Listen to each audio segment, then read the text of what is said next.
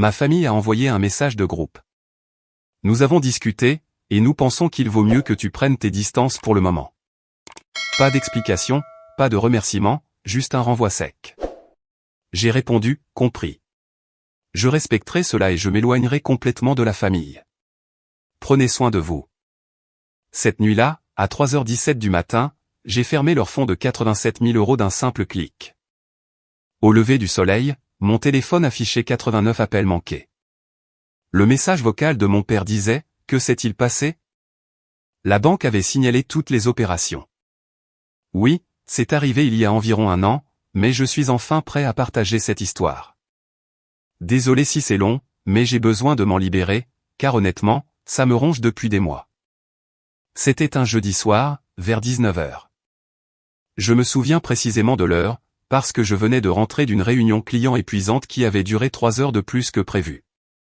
J'étais en train de réchauffer des restes de curry, en pensant à terminer ce rapport trimestriel pour mon cabinet de conseil, quand mon téléphone a vibré. Message de groupe. Toute la famille était là, maman, papa, ma tante Carole, et même oncle Jim qui ne participe presque jamais à ces discussions familiales numériques. Le message venait de maman.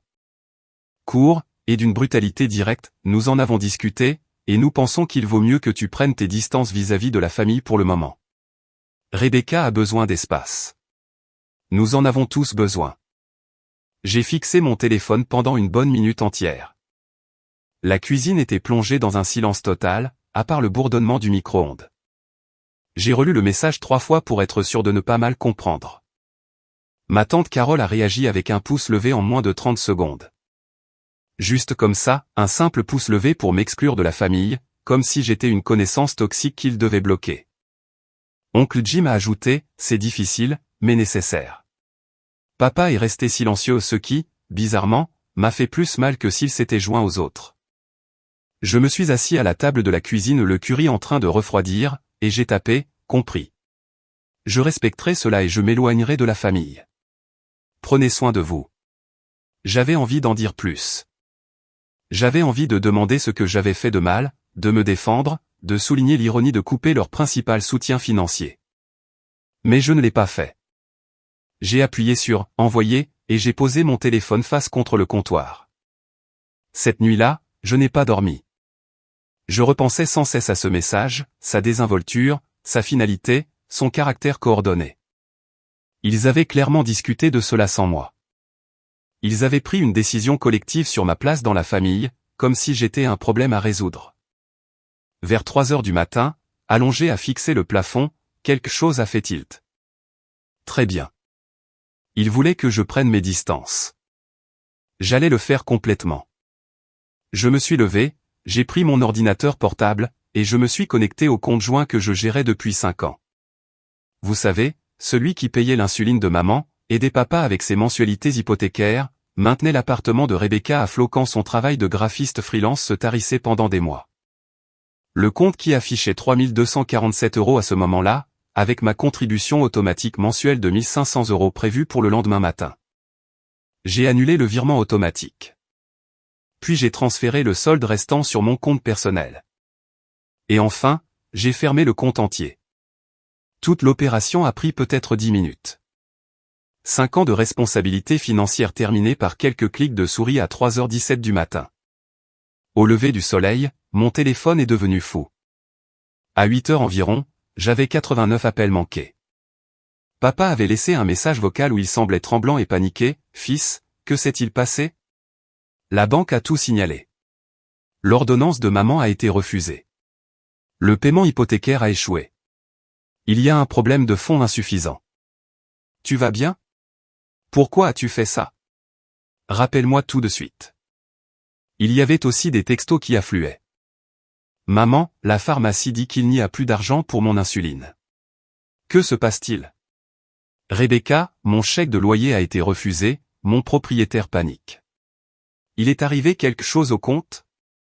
J'ai simplement répondu dans le groupe, je respecte votre décision de prendre mes distances.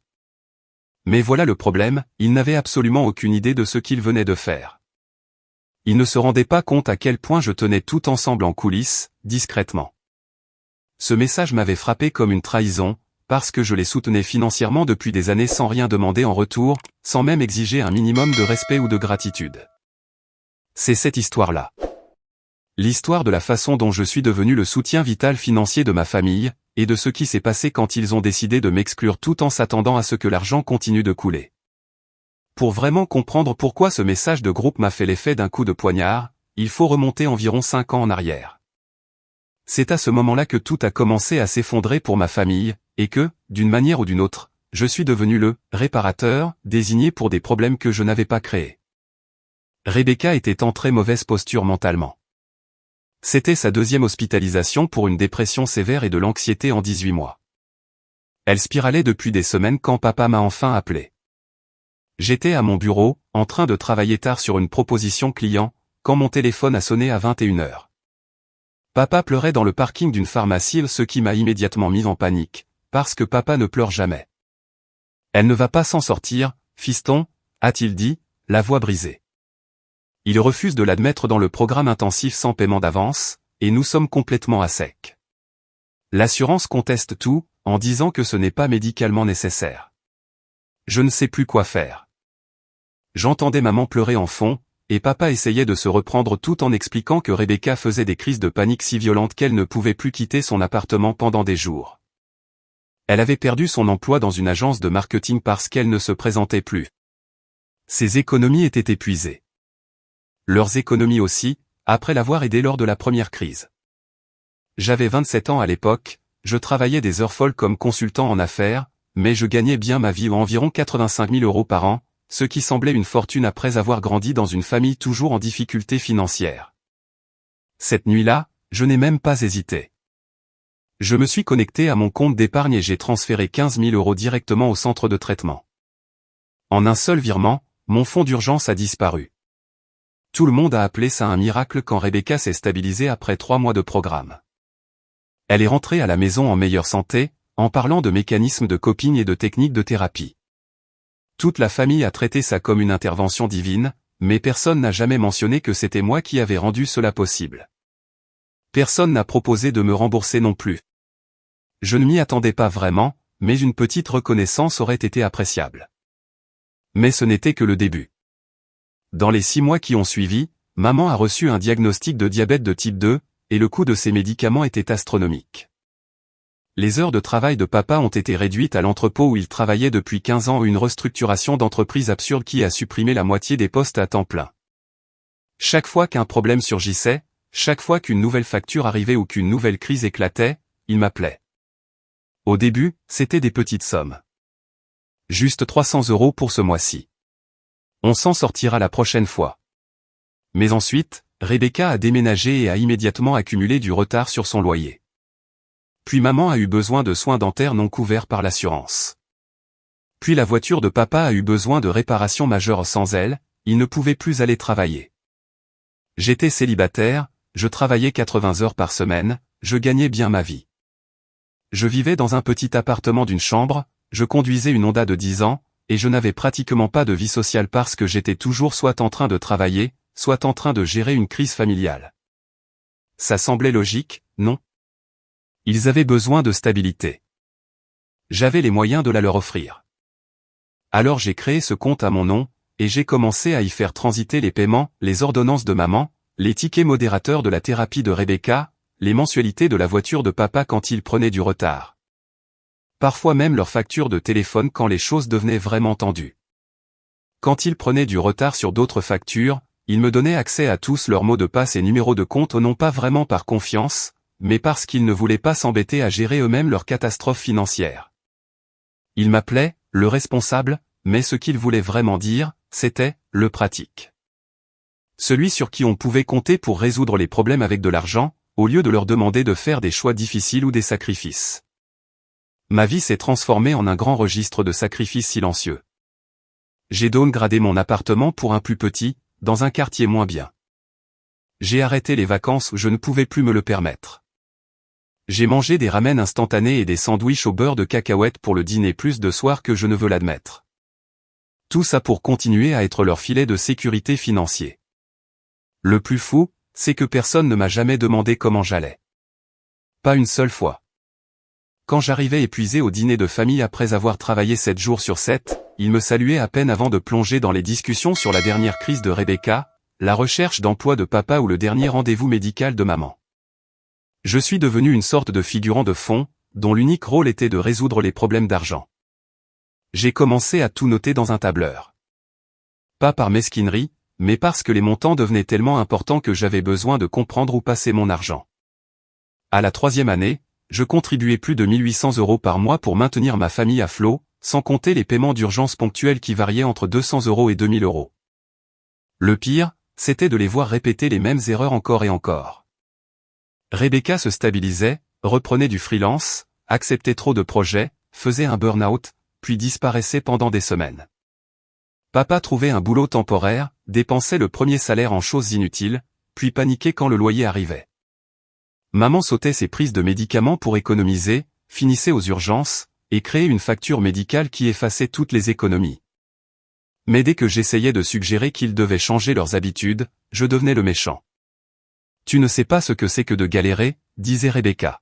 « C'est facile de juger quand on a un salaire stable », ajoutait papa. Comme si je n'avais pas grandi dans la même maison en difficulté financière.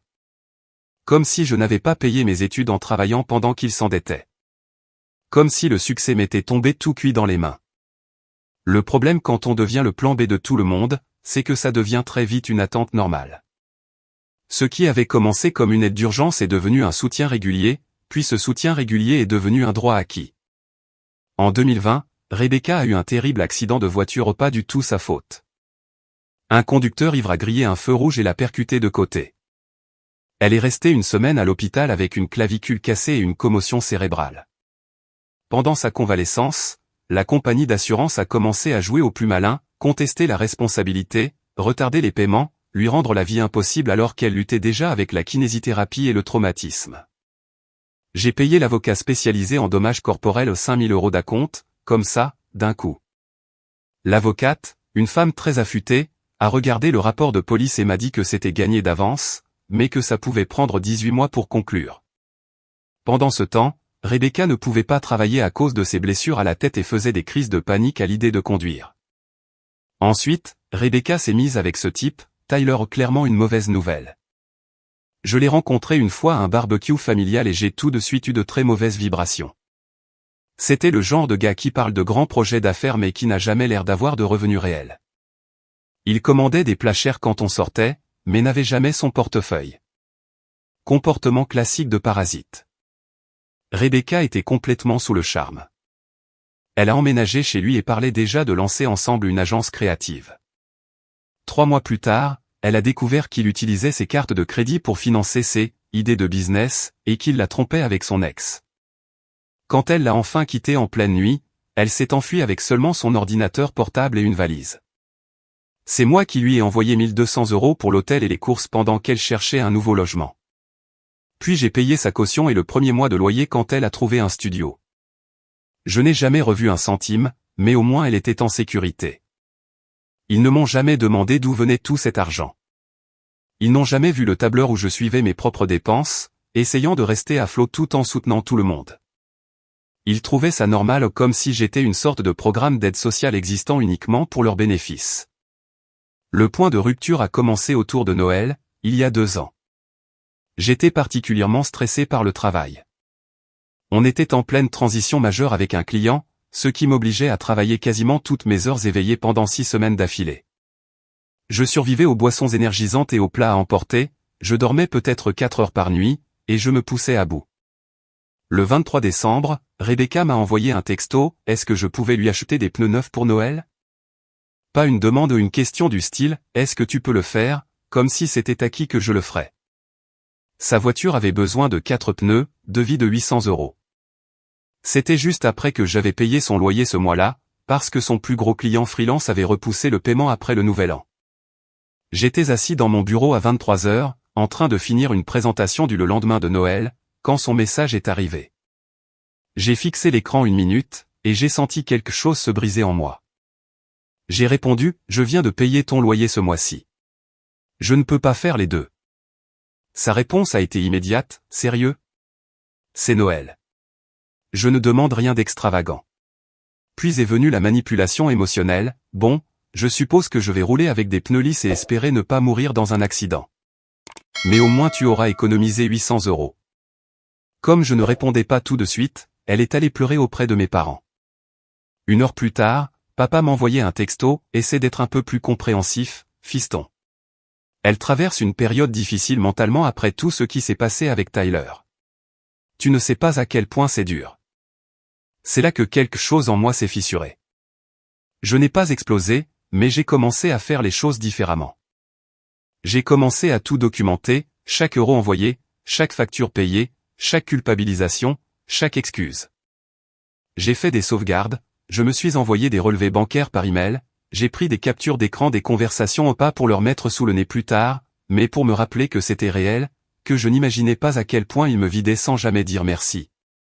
Que mes sacrifices étaient énormes et significatifs, même s'ils ne les voyaient pas. Pendant ce temps, ma propre vie s'effondrait. Je me tuais au travail. Je n'avais plus d'épargne au-delà de ce que je gardais pour les urgences absolues. Je ne pouvais même pas me permettre de sortir avec quelqu'un parce que chaque euro disponible allait à eux. Mon appartement était un désastre parce que je n'y étais jamais. Je n'avais pas pris de vraies vacances depuis 3 ans. Je mangeais de la nourriture discount pendant que je payais le repas au restaurant. Mais quand j'essayais d'évoquer mon propre stress, il changeait de sujet ou me rappelait à quel point j'avais de la chance d'avoir un bon travail. De la chance. Comme si je n'avais pas gagné chaque euro avec des journées de 14 heures et une pression constante.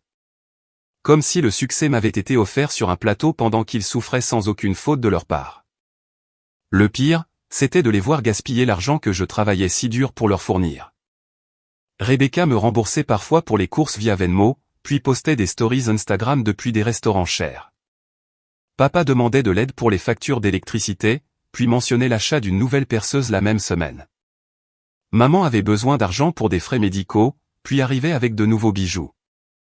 J'ai commencé à demander des justificatifs, et il se comportait comme si j'étais contrôlant. Tu ne nous fais pas confiance, demandait Rebecca quand je voulais une preuve que les 300 € envoyés étaient bien allés à sa thérapeute.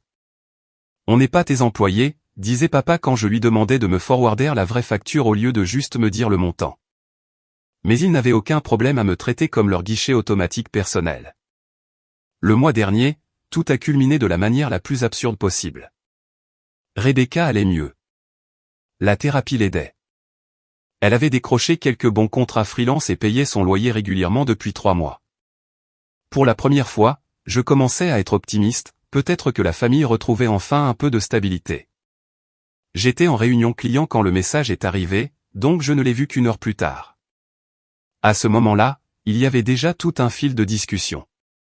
Une retraite bien-être à 3200 €, incluant vol, hébergement, repas, et des ateliers de guérison holistique. Je n'ai pas répondu tout de suite. Je voulais voir ce que les autres diraient d'abord, sûrement quelqu'un allait souligner à quel point c'était ridicule. Et papa, le même qui avait été à découvert 2 fois l'année précédente, le même dont je complétais l'hypothèque depuis 18 mois, a répondu, ça a l'air de quelque chose dont tu as vraiment besoin, ma chérie. Voyons ce qu'on peut faire. Maman a ajouté un cœur et écrit, tout ce qui t'aide à guérir, ma puce. C'est là que ça m'a frappé comme un train de marchandises. Il ne pensait pas juste pouvoir m'utiliser. Il s'y attendait. Il considérait le fonds comme un bien commun, comme si j'étais un donateur silencieux dont le seul rôle était de faire disparaître leurs problèmes. Il discutait de dépenser plus de 3000 € de mon argent comme si c'était le leur. Je suis resté assis dans ma voiture devant le bureau du client, à fixer mon téléphone, sentant une rage monter comme jamais auparavant. Ce n'était pas une urgence. Ce n'était ni un traitement médical, ni un loyer, ni de la nourriture.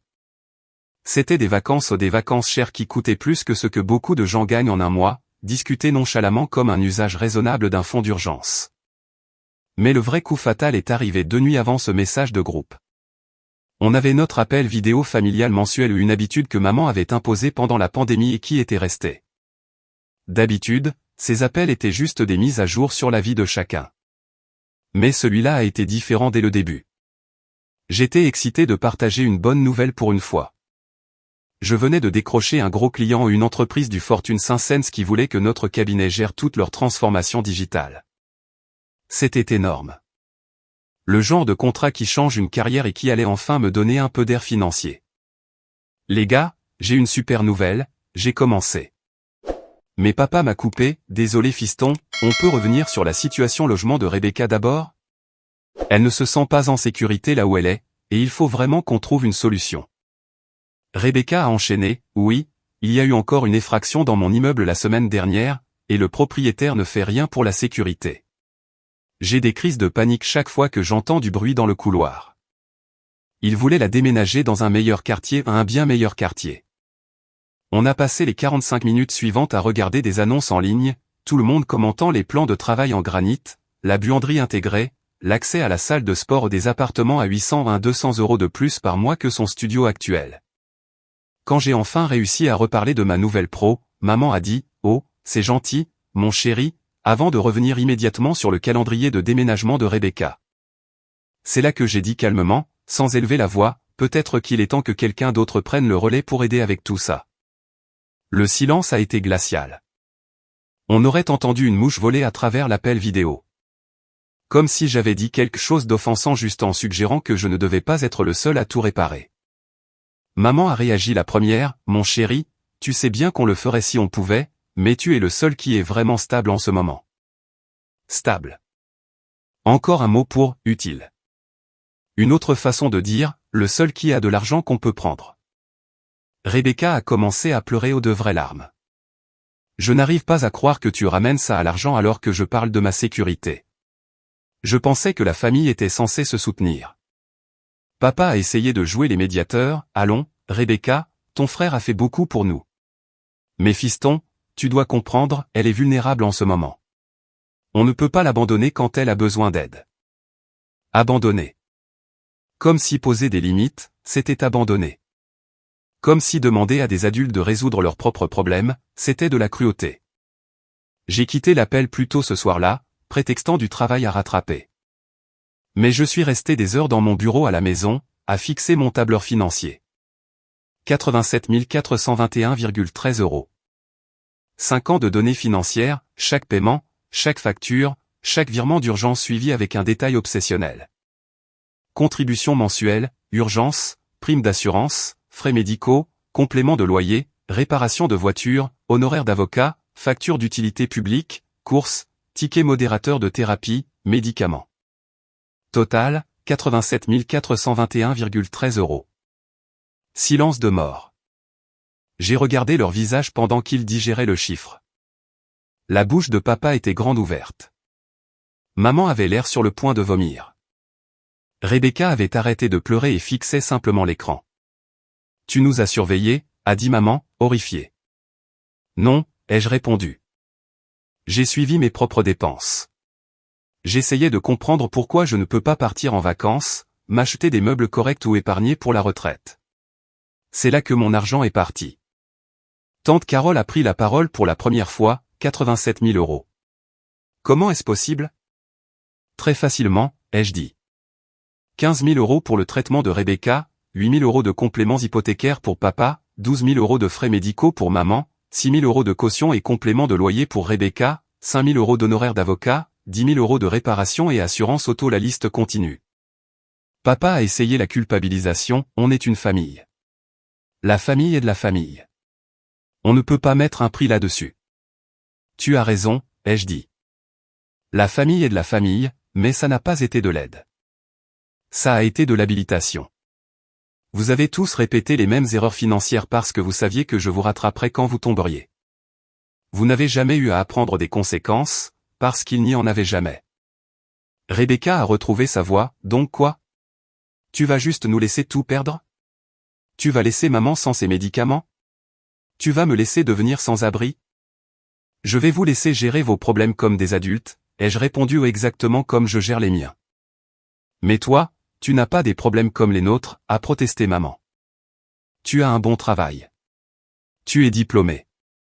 Tu n'as pas de problème de santé mentale. Je travaille 80 heures par semaine pour subvenir à mes besoins et aux vôtres aussi, les jeux interrompus. Je n'ai pas pris de vacances depuis 3 ans. Je vis dans un appartement pourri et je mange des ramen le soir pour pouvoir payer vos factures. Vous pensez que je n'ai pas de stress? Que je n'ai pas de problème? La différence, c'est que je les résous moi-même au lieu d'appeler quelqu'un d'autre pour les réparer avec de l'argent. L'appel s'est terminé avec Rebecca en pleurs, maman disant que j'avais changé et que l'argent m'avait rendu froid, et papa promettant qu'il trouverait une solution sans moi. L'argent ne m'avait pas rendu froid. Être utilisé m'avait rendu intelligent. J'ai cru que couper les ponts serait la fin. Mais ça a empiré. Beaucoup empiré. 10 jours après cet appel Zoom, j'ai reçu un email d'un compte Gmail inconnu, sans objet. Juste une série de captures d'écran jointes, avis d'expulsion de Rebecca daté pour la semaine suivante, avertissement de la compagnie d'électricité pour la maison de mes parents et l'appartement de Rebecca, demande de crédit refusée. On dirait qu'ils avaient essayé d'obtenir des prêts, des cartes de crédit, n'importe quoi pour remplacer mon soutien financier. Il s'effondrait rapidement, et d'une manière ou d'une autre, c'était encore ma faute. L'email n'était pas signé, mais je suis presque sûr qu'il venait de tante Carole, vu le ton passif-agressif des noms de fichiers, ce que tu as causé.jpeg, et voilà à quoi ressemble prendre ces distances.png. Puis maman s'est présentée à mon bureau un vendredi après-midi. J'étais en réunion client quand mon assistante a frappé à la porte, mal à l'aise. « Ta mère est là », a-t-elle chuchoté. Elle dit que c'est une urgence. Maman était assise dans le hall, l'air défaite, pâle, tremblante, serrant une enveloppe Kraft comme si c'était son dernier espoir. Elle avait perdu du poids. Ses vêtements étaient froissés. Et elle avait dans les yeux ce regard désespéré que je n'avais jamais vu avant. Je ne savais pas où aller ailleurs, a-t-elle dit quand je l'ai fait entrer dans une salle de réunion. Ton père dort sur le canapé parce qu'on ne peut plus payer l'électricité et la maison est gelée. Rebecca n'est pas sortie de sa chambre depuis des jours, elle a trop honte d'affronter son propriétaire. On a fait des demandes d'aide, mais tout prend des semaines et on a besoin d'aide maintenant. Elle a ouvert l'enveloppe et a étalé une pile de factures comme si elle distribuait des cartes. Avis de retard, avertissements finaux, menaces de coupure. Le total était écrasant, plus de 4 000 € de besoins immédiats juste pour éviter de perdre l'électricité et le logement. Puis elle a joué sa dernière carte, je t'ai élevé. Je t'ai donné la vie. Je t'ai changé les couches. Je suis resté éveillé des nuits entières quand tu étais malade. J'ai fait des doubles shifts pour payer tes vêtements d'école. Et c'est comme ça que tu nous rembourses? En nous regardant souffrir alors que tu pourrais aider.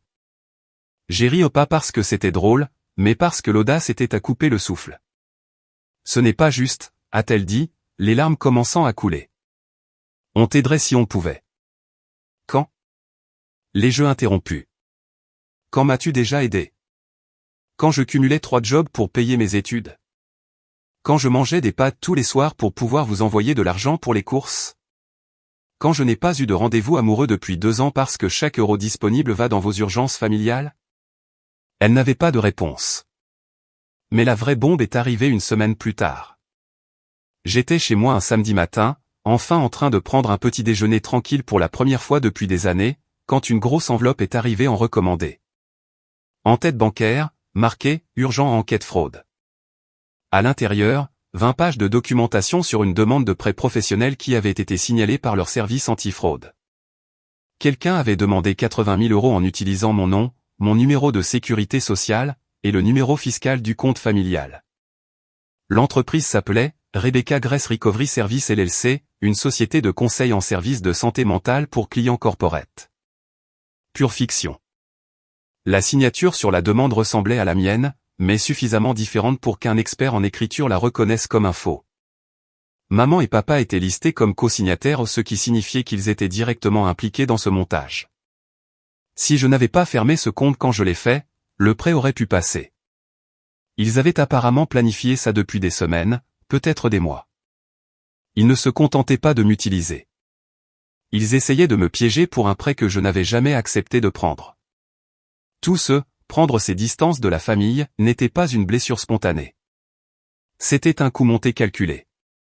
Me sortir des discussions sur le fond, mais garder mon nom et mon numéro de sécu attachés. Prendre l'argent et me laisser gérer les conséquences légales et financières. J'ai passé tout ce week-end à déposer des plaintes partout où je pouvais, service antifraude de la banque, police, fisc, procureur général de l'État, agence de crédit. Chaque frappe sur le clavier était comme une thérapie. Chaque formulaire rempli était un pas de plus pour me protéger de gens qui étaient censés m'aimer. L'inspecteur de police chargé de l'affaire était un homme plus âgé qui avait l'air d'avoir tout vu 2 fois. La fraude familiale est plus courante qu'on ne le pense, m'a-t-il dit lors de notre première rencontre. D'habitude, ce sont les parents qui volent les enfants, parfois l'inverse des enfants adultes qui profitent de parents âgés. Mais là, des membres de la famille qui essaient d'utiliser quelqu'un comme ressource financière tout en le piégeant pour une fraude, ça, c'est une première pour moi. Il m'a expliqué la suite, enquête sur la demande de prêt, audition de toutes les personnes impliquées, poursuite possible selon ce qu'il trouverait. Il m'a conseillé de geler mon crédit, changer mes mots de passe bancaire, et documenter chaque interaction avec ma famille concernant l'argent. Tu as bien fait de tout fermer quand tu l'as fait, a-t-il dit. Si ce prêt était passé, tu aurais été redevable de 80 000 € plus les intérêts, et prouver que tu ne l'avais pas autorisé aurait été un cauchemar. Quand les enquêteurs ont contacté mes parents, papa m'a appelé ce soir-là en pleurs, pas pour s'excuser, mais parce qu'il s'était fait prendre. Sa voix tremblait tandis qu'il essayait d'expliquer, on était désespérés, fiston. Vraiment désespérés. Rebecca allait devenir sans abri.